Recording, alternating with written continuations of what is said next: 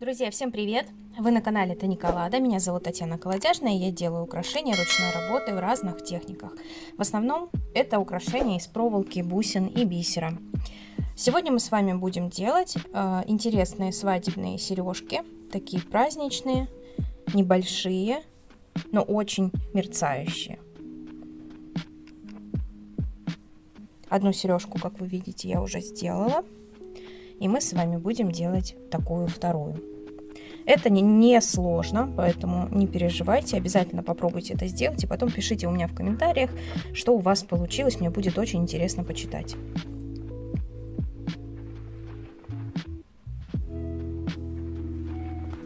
Давайте начинать. Для выполнения таких сережек нам потребуется кусочек проволоки толщиной 0,3 мм. Я беру небольшой кусочек, потому что сережка у нас не очень длинная, где-то сантиметров 25 в сложенном состоянии. В одну проволоку буду делать сережку, потому что она маленькая, легкая, и этого будет достаточно. Также нам потребуется вторая швенза, естественно. Как вы видите здесь, нам потребуется вот такая бусинка. 2 бриолета, вот такие бусинки. Вы можете использовать другие, я показываю как свой пример. Листочек и бисер, белый бисер. Берем наш кусочек проволоки, берем бусинку первую. Стороной, которая вот как капелька, мы ее оставляем внизу.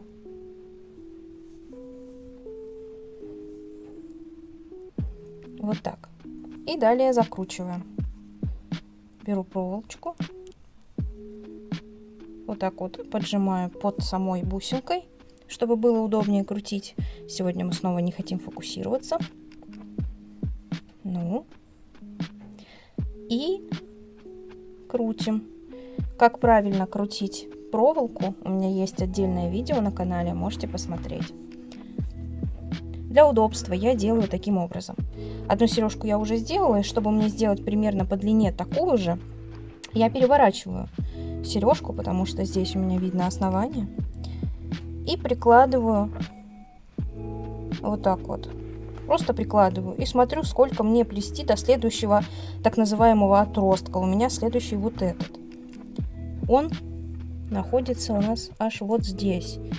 Вот. И мы докручиваем примерно до такой же длины. Я подкрутила проволоку.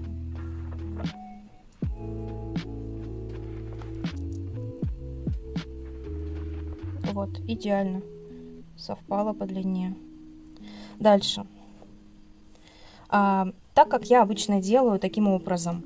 Представьте, что здесь у нас лицо, это у нас сережка на левое ушко, потому что я как-то склоняюсь к тому, чтобы сережка, когда изгибается, чтобы она смотрела кончиком к лицу. Как-то так более завершенно получается. Соответственно, вторую сережку я зеркалю. Делаю ее вот таким образом. И вот этот вот элемент, который идет следующим, он уже будет у меня с этой стороны. Беру бриолетик, вставляю проволочку, отмеряю немного, чтобы закрепить бусинку и тем самым оставить еще немножечко промежутка, чтобы я могла потом эту бусинку закрутить. Поджимаю уголочки, продеваю проволоку еще раз в бриолетик.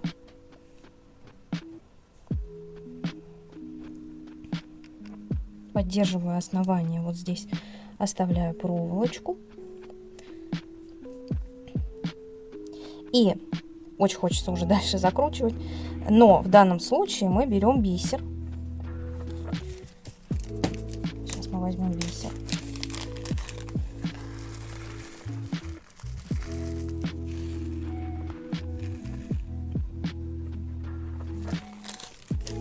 Тут у нас уже даже бусинка попалась. Я возьму 12 бисеринок. Или сколько я там брала? Давайте пересчитаем. Так, 1, 2, 3, 4, 5, 6, 7, 8, 9, 10, 11, 12, 13, 14, 15. Немножко ошиблась. Беру 15 бисерин.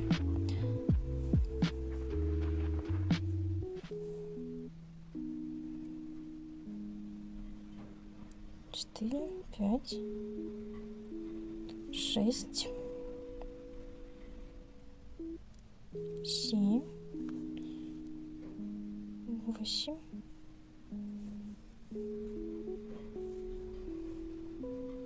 9, 10, 11, 12, 13, 14, 15. Мы набрали 15 бисеринок. Это совершенно обычный бисер, не японский, к сожалению. Они немножко разные. Это обычный китайский бисер. Поэтому, чтобы вот эта вот неровность не была так заметна, мы не будем сильно очень сдавливать вот этот вот элемент, чтобы бисеринки немножко так свободно двигались, при этом не будет акцента на том, что размер бисеринок немножечко разный. Я вставляю проволочку вот с этой стороны опять в это отверстие и подтягиваю. Как я уже сказала, я не натягиваю сильно, чтобы не было акцента на том, что бисер не идеально одинаковый. Мы вытащили нашу проволочку. Этот бисер у нас так относительно свободно двигается. И дальше начинаем закручивать нашу бусинку. И идем к основанию. Тут у нас что получилось? Здесь у нас проволочка, это изнанка, а здесь у нас лицевая сторона. Бусинка у нас, точнее сережка будет вот в эту сторону смотреть. Значит, мы просто переворачиваем вот этот элемент еще раз, чтобы у нас здесь была лицевая сторона.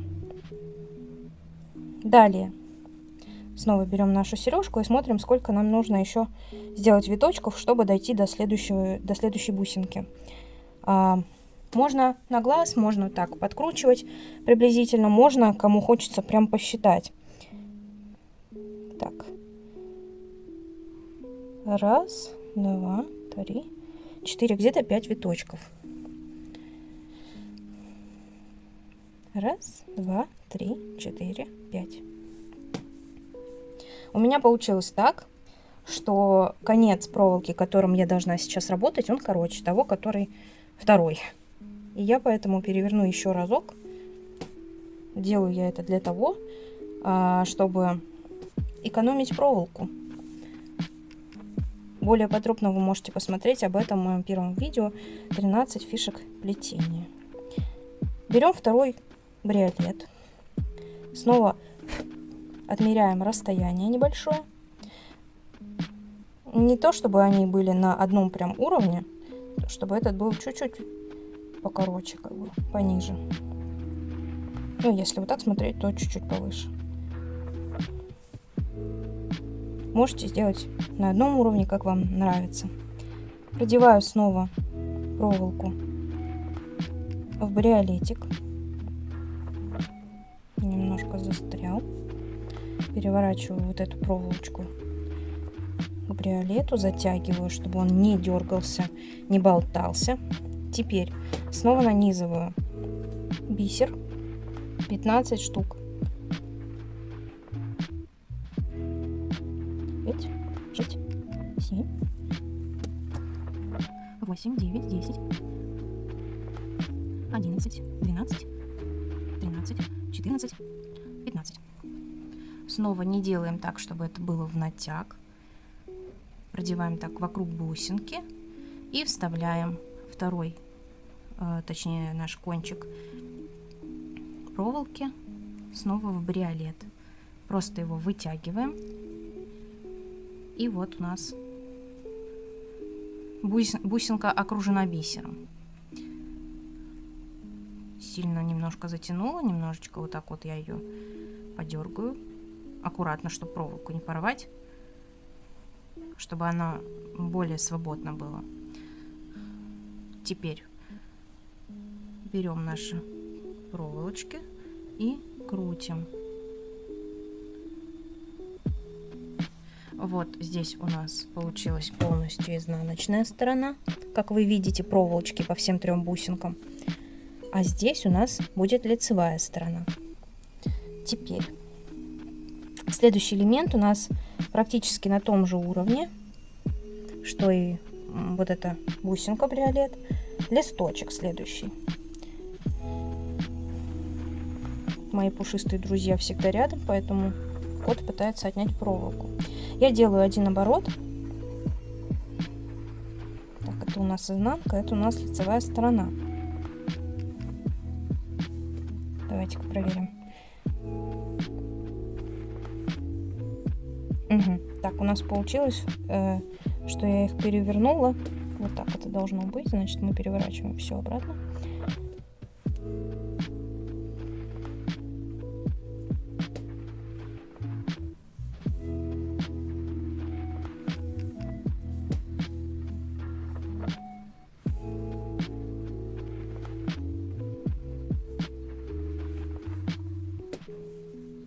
Более длинные, первый элемент, более длинные бриолеты, бриолеты покороче.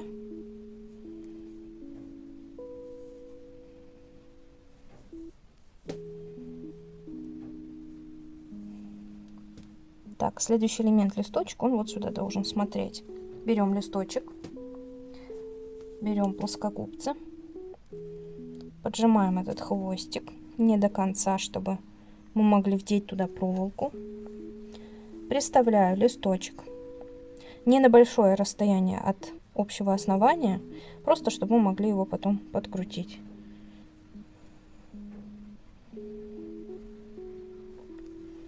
Ну вот так. Берем плоскогубцы, оттягиваю листочек, чтобы проволока была у нас вот прям внизу. Поджимаю этот хвостик аккуратно, опять же, потому что можно сломать проволоку. И закручиваю листик. Теперь снова делаю оборот в основании. Мы как бы закрепляем наш последний элемент. Какой элемент у нас идет следующий? Ну, тут уже основание, не принципиально, каким вы, в каком порядке вы их сделаете. Давайте сделаем, например, вот эту бусинку.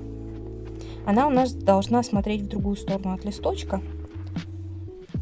Берем такую бусинку, нанизываем на проволочку, делаем ее не длинной, просто чтобы закрепить оборотик, как и здесь.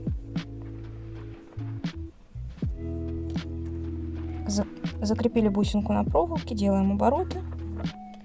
Вот, бусинка зафиксирована. Изнаночная сторона, проверяем. Вот у нас проволочка. Вот лицо. Еще один оборот делаем. И на середину накладываем вот такую вот, я их называю треугольными, но здесь такая очень многогранная бусинка. Очень красивая, они мне очень нравятся и классно очень блестят. На солнце особенно. Отмеряем небольшое расстояние. Поменьше. Так. И закручиваем. Фиксируем нашу проволочку, нашу бусинку на этом месте. Подкручиваю снова основание. Итак, что у нас получилось? У нас получилось практически полностью уже сережка. Нам осталось сделать только крепление для швензы. Что мы делаем? Мы берем и крутим дальше нашу проволочку, чтобы она была более крепкой и не порвалась при первом дергании швензы. Всякое бывает. Мы ее перекручиваем, потому что, может быть, кто-то захотел бы просто оставить вот так 2 проволоки, но это не очень красиво, наверное, и не совсем безопасно для самой конструкции. Так, это колечко немножечко подожму, чтобы оно точно было закрыто. Вдеваю проволоку, отмеряю небольшую такую петельку, пространство немножечко оставляю для того, чтобы сережка наша двигалась, потому что все мы любим, когда у нас что-то такое вот шевелится на ушах.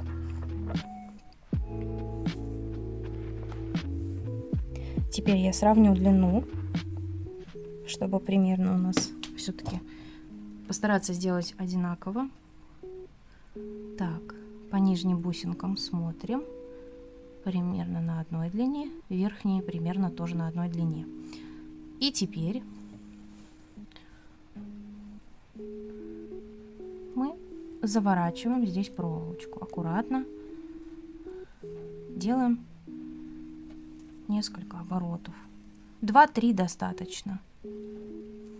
Вот так. При этом у нас осталась вот здесь петелька. Видите? Под швензой. То есть сережка наша двигается. Теперь остатки проволоки. Кстати говоря, видите, еще какие концы остались? Сантиметров 10. Но это удобнее, если вы будете плести. Удобнее брать чуточку больше, чем нужно проволоки, потому что элементарно в руках удобнее это держать.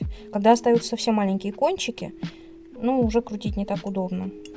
Я поджимаю проволочку, то, что сейчас я подрезала концы, и вот так вот трогаю, чтобы ничего не кололось. Если где-то что-то выпирает, я обязательно это поджимаю. Просто элементарно, чтобы это было комфортно. Ушко, конечно, здесь уже не будет, вот этот элемент не будет его задевать, но все равно. Когда вы делаете гвоздики и поджимаете вот проволочку на уровне, где у вас будет ушко прям, где будет соприкасаться проволока с ушком, обязательно, вот это прям критично. Поджимать проволоку очень хорошо, чтобы ничего не терло, чтобы потом не было никаких проблем, никаких воспалений, потому что, ну, можно натереть прямо ранку. И вот, собственно, у нас получилась сережка.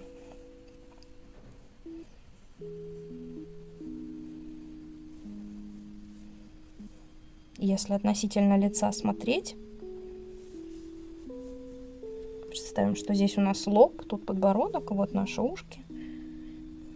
И вот они смотрят друг на друга и как бы завершают наш силуэт лица. Многие почему-то любят в разные стороны вот так сережки надевать. Но мне почему-то кажется, что вот таким образом как-то лучше. И вот мы завершили наши серьги. Такие праздничные, блестящие, небольшие сережки у нас получились.